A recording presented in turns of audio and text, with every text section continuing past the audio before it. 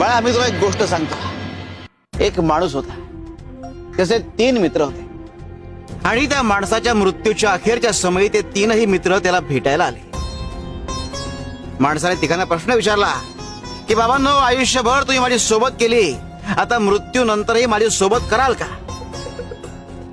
त्यावर पहिला मित्र म्हणाला की आयुष्यभर मी तुझी सोबत केली, मात्र आता माझा नाईलाज आहे. दुसरा मित्र म्हणाला की मी तुझी सोबत तुझे अंत्यविधी पूर्ण होईपर्यंत करू शकतो.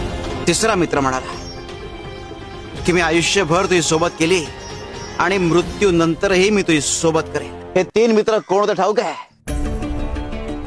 धन, कुटुंब आणि कर्म.